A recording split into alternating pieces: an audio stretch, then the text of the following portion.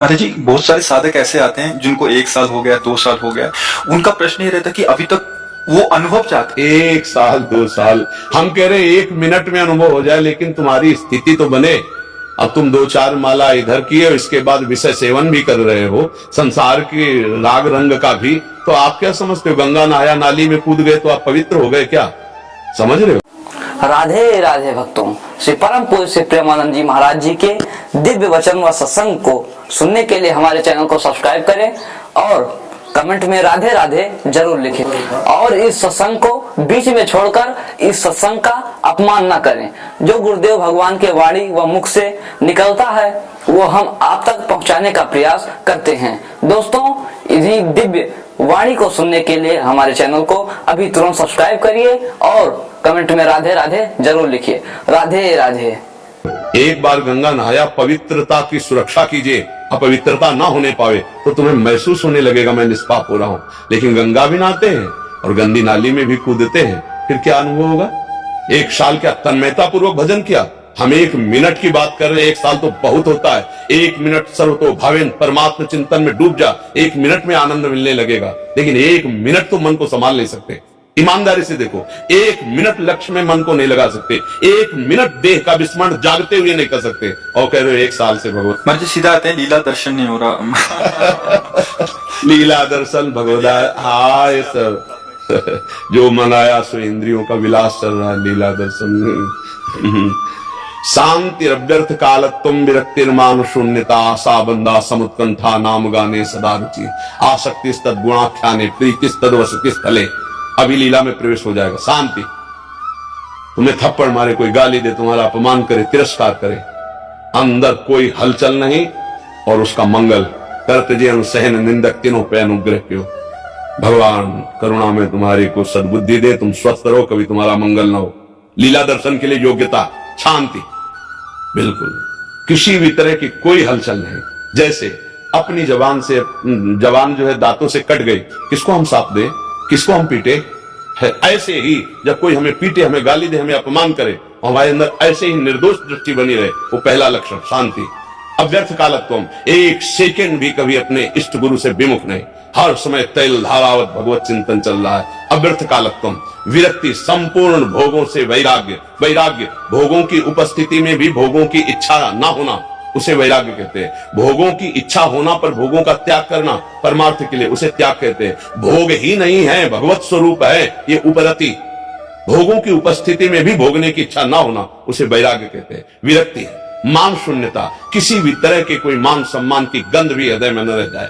मान शून्य, आशा बंदा, दृढ़ आशा मुझे भगवान की प्राप्ति होगी। समुत्कंठा नाम गाने सदा रुचि, उत्साह पूर्वक निरंतर नाम गुण कीर्तन लीला गायन लीला चिंतन का अभ्यास किया जा रहा है। समुत्कंठा नाम गाने सदा, आसक्ति तद्गुणाख्याने, अपने आराध्य देव की चर्चा करने में आसक्ति हो, और प्रीति तद्वसित स्थले, जहां हमारे गुरुदेव, जहां हमारे आचार्य, जहां हमारे इष्ट विराजमान है, उनकी जो लीला भूमि, उसमें परम प्रीति हो। अभी ये लक्षण आ जाए, लीला चिंतन में आने लगेंगे। पर अभी एक गाली दे तो बर्दाश्त नहीं होगी, थोड़ा सा भी हानि हो जाए, अनुकूलता को भगवत कृपा मानने वाले, प्रतिकूलता को भगवान के प्रति नास्तिकता का भाव लाने वाले, ये लीला प्रवेश, ये अनुभव ऐसे तो होता तो बड़े बड़े महात्मा जन जो आजीवन भगवत आराधना करते हैं तो साल 6 महीना में सब हो जाता। ऐसा नहीं हो सकता, हम कह रहे 1 मिनट में हो सकता है, पर वो तन्मयता तो आवे। जन्म जन्मांतरों से बिगड़े मन जो विषयों में जा रहा है, उसको समेट पाओ, एक जन्म में भगवत प्राप्ति कर लो, बहुत बड़ी बात है। उसको समेट तो लो। अगर कहा जाए कि जैसे ध्रुव जी ने 6 महीने में कर ली, तो पूर्व में कौन सी साधना की आपको पता है? कितना समेट चुके आपको पता है? प्रहलाद जी कितना कृपा पात्र है, समेट चुके पता है? तो हम किसी की अवस्था या वर्ष में नहीं देखते, स्थिति देखते हैं। आप कितना समेट गए, आप कितना अपने स्वरूप में आ गए, कितना देह भाव से रहित है, तभी तो इसका लाभ होता है। यहाँ सब कुछ देह के अंतर्गत हो रहा है, और बिना देहातीत हुए स्थिति नहीं आती, चाहे ज्ञान में हो और चाहे प्रेम में हो। प्रेम में 5 भूले देह सुधि, छठे भावना रास की, तब पावे रसरीत स्वामी श्री हरदास की। पूरे शरीर का बिल्कुल यंत्र, जैसे कार अलग हो आप अलग हो, ऐसा अनुभव होता है। ये शरीर केवल यात्रा के लिए, भगवत प्राप्ति के लिए, ये मैं शरीर नहीं हूं, पक्का। न जागृत न स्वप्न सुषुप्ति मेरी क्रियाएं नहीं है, पक्का।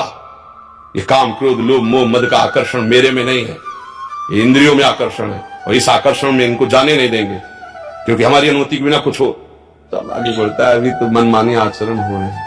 जी फिर तो ये बहुत कठिन लग रहा है महाराज। हाँ, कठिन अपने तैर कर जाने में कठिन, गुरु कृपा में कुछ नहीं। मोक्ष मूलम गुरु कृपा, समझ रहे हो? गोदी में लेके पहाड़ चढ़ने का जिसको अभ्यास है उसको लेके चढ़ जाएगा, तो जो गोदी में उसको क्या परिश्रम। इसीलिए तो गुरु कृपा कहा गया है। ध्यान मूलम गुरु मूर्ति, पूजा मूलम गुरु पदम, मंत्र मूलम गुरु वाक्य, मोक्ष मूलम गुरु कृपा। बस गुरुदेव की आज्ञा में चल ले तो हम नहीं चढ़ सकते, लेकिन गुरुदेव हमें चढ़ा देंगे। इसीलिए तो आए, वो स्वयं भगवान गुरुदेव रूप में आए हमें परम पद प्रदान करने के लिए। वही परम तत्व ही गुरुदेव रूप धारण करके आता है, हमको परम पद प्रदान। सोई जाने जिह देव जनाए, जानत तुम्हें तुम्हें हो जाए। तो अपने लिए तो कठिन है, लेकिन गुरुदेव के लिए कठिन है, वो तो देने ही आए। इसीलिए गुरु परंपरा, आचार्य परंपरा बनी, उनके शरणागत होकर। सच्ची कहते हैं, जो बड़ी बड़ी साधनाओं से निर्विकारता का अनुभव नहीं होता, वो गुरु कृपा से सहज में हो जाता है। गुरु कृपा ही केवलम, उनकी कृपा कटाक्ष से निर्विकार स्थिति आने लगती है। गुरु साक्षात पर ब्रह्म, पर ऐसा भाव बिरले के होता है। गुरु तो लाखों बनाए, लेकिन गुरु की मानने वाले कोई बिरले होंगे। गुरु को मानने वाले लाखों मिलेंगे, लेकिन गुरु की मानने वाले, गुरु के वचन मानने वाले तो कोई बिरले होंगे। समझ पाए? तो गुरु के अंग संग रहने से ही कृपा अनुभव आती है, जैसे कोई नहीं, गुरु के वचन का पालन करने से। अंग संग सेवी होने पर भी अगर आज्ञा का पालन नहीं करता तो बिल्कुल वो, उसको न ब्रह्म बोध होगा, न भगवत प्रेम होगा। और गुरु की आज्ञा है कि लाखों कोस दूर रहो और हमारी आज्ञा पे चलो, तो वही हो जाएगा। अगर अंग सेवी है और आज्ञा का पालन करता है तो क्या कहना है। वो अंग सेवी है और आज्ञा का पालन नहीं करता है तो निश्चित समझो वो प्रॉपर्टी का अधिकारी बन सकता है, लेकिन अंदर की गुरु की संपत्ति का नहीं। वो तभी अधिकारी होगा जब गुरु के वचनों के अनुसार चलेगा। लेकिन गुरु की आंतरिक संपत्ति का अधिकारी लूट ले जाएगा दूसरा, जो उनकी आज्ञा पे चल रहा है, उनको अपना परब्रह्म मानता है। वो कहीं भी हो, गृहस्थ हो, विरक्त हो, कहीं भी हो, वो बाजी मार देगा। वो नजदीक लेते रहते हुए भी नहीं ले पाएगा और दूर रहते हुए ले जाएगा। क्योंकि गुरु के वचनों का पालन करना ही सबसे बड़ी सेवा है। आज्ञा समन सुसाहिब सेवा। जो गुरु की आज्ञा का पालन करता है वही सेवक है। जो गुरु के शरीर की सेवा करता है, आज्ञा का उल्लंघन करता है, वो अनाधिकारी है, वो गुरु की वस्तु को प्राप्त नहीं कर सकता। गुरु की अंग सेवा उनकी इच्छा के अनुसार हो रही, उनकी आज्ञा का पालन हो रहा है, तो सजयति, वो संपूर्ण त्रिभुवन पर विजय प्राप्त कर लेगा। तो गुरु की अंग सेवा नहीं है, लाखों शिष्य होते हैं तो नहीं है, लेकिन उनकी आज्ञा का पालन, तो वही वस्तु उसको प्राप्त हो जाएगी। अच्छा, अपने सारे दैनिक कार्यों को करते हुए, गृहस्थी के सारे कार्य करते हुए गुरु आज्ञा में चल रहा है, तो गुरु कृपा पात्र को बोध हो जाएगा। अच्छा, गुरु के शरीर की सेवा प्रधान, जो सिद्ध महापुरुष होते हैं शरीर त्यागी होते हैं, शरीर की सेवा का उनका प्रधान महत्व नहीं। उनका है कि तुम अपने स्वरूप को जानो, तुम भगवत प्रेम को प्राप्त हो, तो उनकी बात मान लो। बात नहीं मानते और तुम उनकी लंगोटी धो दे या चला धो दिया, उनकी बात बिल्कुल नहीं मानते, अवहेलना करते हो, उनके विपरीत चलते हो, वो गुरु कभी प्रसन्न नहीं हो सकते। जो सच्चे मार्ग के प्रतीक है कभी नहीं प्रसन्न हो सकते। अगर शरीर सेवा कर रहे हो तो उनकी आज्ञा का पालन करो। इसलिए पाया जाता है कई ऐसे चरित्र आते हैं महापुरुषों के कि उनकी सेवा में रहे और उन्हीं को जहर दे दिया।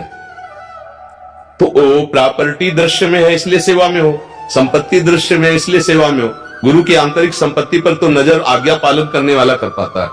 तो इसलिए प्रधान बात है, आवश्यक है गुरु जी की चरण सेवा, सेवा का अंग है। गुरु जी के वस्त्र धोना, गुरु जी के जूठे पात्र। जी सब शिष्यों का ऐसा भाव रहता है कि ये सब करें, मतलब अपने गुरुदेव के चरण। हाँ, भाव तो सब करेगा, लेकिन खास बात है गुरु की आज्ञा पालन करना। जैसे गुरुदेव को साष्टांग दंडवत ऐसे सब ना, तो फिर वो कई बार इस बात को कहा कि देखो दंडवत करना खास बात नहीं है, हमारे पास आना खास बात नहीं है, खास बात है हमारी बात मानना, जो हम कह रहे हैं वैसे चलो, बस ठीक। कोई भी सच्चा भगवत प्राप्त महात्मा कभी भी अपनी आज्ञा का उल्लंघन बर्दाश्त नहीं कर सकता, और उनकी आज्ञा भगवत प्राप्ति के लिए ही होती है, धर्मशास्त्र सम्मत होती है। शास्त्र आज्ञा का उल्लंघन, गुरु आज्ञा का उल्लंघन तो कोई भी गुरुदेव प्रसन्न नहीं हो सकते। पैर दबाओ, आपको रबड़ी रसगुल्ला कपड़ा लता, ये तो सब पार्थिव वस्तु है, कोई गुरु इन पर प्रसन्न थोड़ी होगा। वो तो प्रसन्न होगा अपनी आज्ञा का पालन करवाने के लिए। प्रायः देखा गया है बड़े बड़े महापुरुषों को कि आज्ञा पालन में ही वो दृढ़ है कि अगर हमारी आज्ञा का पालन नहीं तो आप हमारे शिष्य नहीं हो, आप हमारे नहीं हो। आज्ञा पालन हो रहा तो लाखों कोस दूर है और भगवत प्राप्ति कर लिया, गुरु कृपा प्राप्त बन गया, ऐसा देखा गया जी।